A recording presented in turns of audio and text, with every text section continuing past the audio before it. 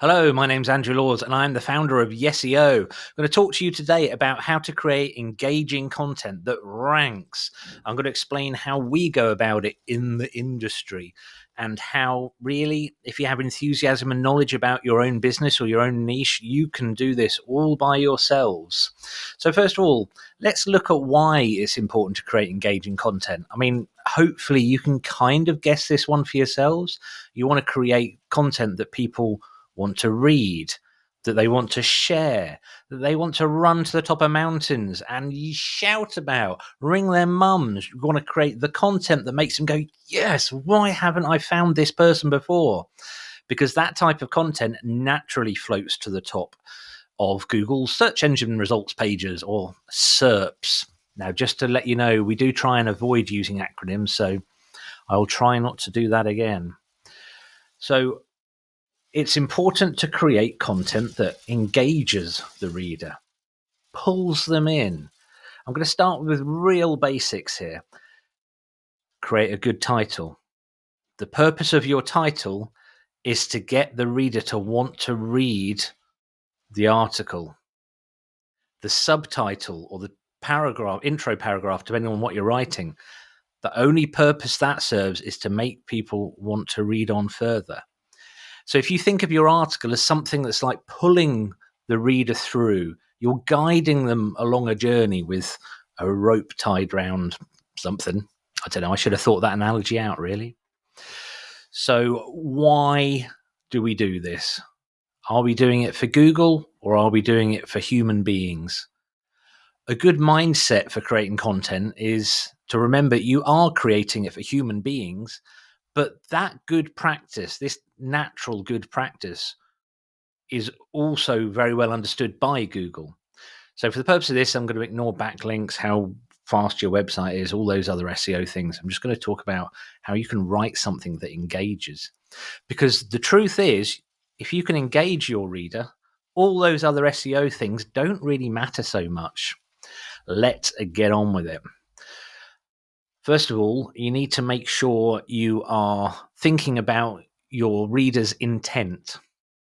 The article that you're writing, is it designed to just hand over information? Here's a load of information. Is it designed to solve a problem? Is it designed to encourage the reader to take an action, like maybe joining a mailing list or buying something or signing a petition? It can be anything. Give yourself a moment to think, what's the intent? What does my reader want from this? What, by the end of this article, will satisfy them? What will make them look at your brand kindly and think, I came to the right website today? Intent is really important. Next, relevance. If you're writing an article for, let's say, classic car website, wandering off into the realms of fantasy about the last holiday you had in Greece or something not connected to the article isn't going to help make it more relevant. You might want to get across your personality, and sometimes that's okay. But on the whole, it's worth remembering the Dale Carnegie thesis or theory, and that's that other people don't care about you. I'm afraid unless you're writing a very personal blog, then your reader doesn't care what the background to the article is, what your personal feelings are on it. They don't. They just want the information. So keep it relevant. This is also important from an SEO perspective, because if you've written 2,000 words and the first 1,000 words don't appear to have a connection to the main thread of the article, then it's not going to rank as well. Google's going to say, well, this article isn't the best answer to this problem that searchers are having, because it wanders around all over the place. So keep it relevant. Research your keywords. If you're writing an article to rank for something specific, for a specific term, do your research. At the very least, go out and look at the other articles that already rank really highly. What sort of tone do they use? What sort of angle are they taking on it? We go and look at the articles already ranking for the keywords we're targeting, because it kind of proves what Google is looking for. Google looks for something slightly different. Oh God, there's hundreds of different things that Google looks for. And they might treat your industry or niche, or niche if you're American, they might treat it differently to how they treat other industries. They might look for different things. Ideal thing to do here is just to use SEMrush's content researcher, because then they just do it for you. In fact, the SEMrush way of doing it gives you a list of semantically linked keywords. Now, all that means is they've looked at the top 10 ranking articles and they've said, look, all of these articles all use these words repeatedly in them. That's all semantically linked. Semantically linked just means it's connected to the main topic, basically. Other things let's have a look at the goals. What are we aiming for with good content? What makes it good content from an SEO perspective? Well, first of all, good content from an SEO perspective is something that runs in parallel with good content from a human perspective. Remember, you're writing for humans, not an algorithm. But let's talk about the mechanical things. How can we look at a bit of content we've got and know how well it's performing? Well, first of all, look to see where it's ranked. That's an easy one. But you can also look at things like, how long are your viewers spending on the page? If you've written a 2,000-word article and you go to Google Analytics, other analytics systems are available, believe it or not, they are, like Yandex. If you go and look in Google Analytics and your readers are only staying on your page for 30 seconds and you've got a huge article, you're not capturing them. It's not engaging them. If they're staying on there for 10 or 15 minutes, that's quite amazing. Well done. It's worth looking at the metrics for your articles, and go back over your old articles and do this as well, just to figure out how much time people are spending interacting or how they're interacting. With Google Analytics GA4, you can now judge how much people are scrolling through articles. So if you've written really nice articles that don't appear to be ranking as well as you think they ought to, go back through Google Analytics and figure out how much time people are spending. Long story short, if you've written long articles and people are spending an average of almost no time on the page, go back, look at your article. In fact, one thing that's not a bad idea, drop it into ChatGPT or Bard or another AI and just say, why aren't people reading this article? What's wrong with it? And you might get some useful information. In fact, you almost definitely will. So why is engagement so important? First of all, we want people to love your brand. We want them to come to your website and go, I love the way these guys write. Again, want to tell everybody, want to tell the world. But also Google, because they've got their little Google Analytics code everywhere, they know how well people engage with your content. And they want to rank things at the top of their search results that people will engage with. Think of the Google algorithm as a child that really wants to please its parents, or a dog. That's better. It's like a dog. So your search term is like when you throw a ball for the dog, and Google is that dog running off and going, hey, I want to find the best ball. I want to bring back that ball, and comes back and expecting a pat on the head. Google wants a little pat on the head for bringing you the best search results. The reality is they're doing that for money. But let's not focus on that too much for now. So I want to talk about a few different examples of really engaging content that I've seen and that I've been involved in creating. There is a really good website called MadHR, or mad-hr.co.uk. It's a client of us here at SEO, and we guided them through writing many, many articles. But there's one article in particular that's really popular on their website. And it's an article that answers a question.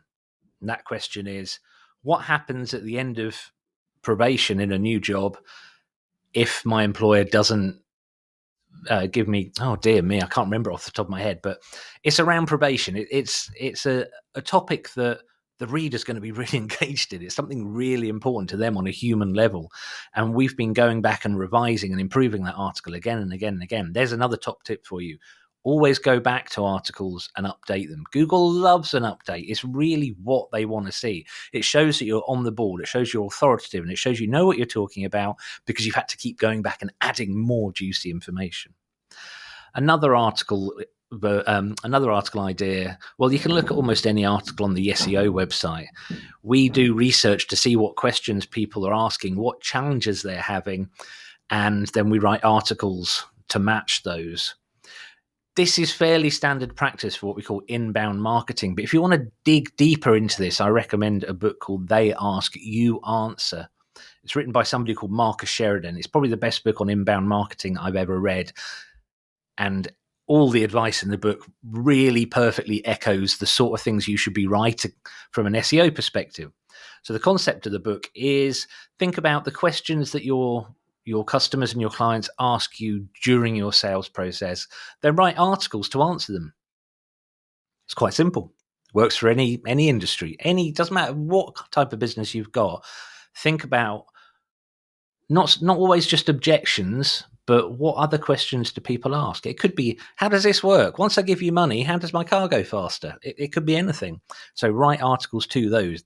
They are, by default, good examples of engaging content. Even if you do no keyword research, just create articles that answer questions. It's really, really a good start. So how should you structure your content? Well, I'm not going to go into great deal of depth here, but start with an introduction that lays out what the person's going to discover. If you want to, give a little bit of history of the problem or whatever it is you're writing about.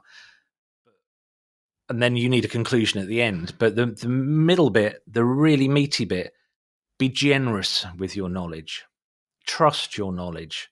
Remember that you are an expert in what you're writing about. And just give it all away. Give away the farm. In the early days of the internet, there was a real problem with companies writing articles as if they didn't want to reveal their secrets. They didn't want to share their knowledge. Like, no one's ever going to come and give us money and hire us as clients if we just tell them how to do what it is they want to do, or if we just share all our knowledge. What need will there be for us? Absolute opposite of that is what actually happens. The more you share your knowledge, the more you are generous with your information, the more likely you are to get more clients. There's several really interesting reasons behind this. The first one is you're proving you know what you're talking about. Number two, people will follow your instructions, but they'll quite often get stuck.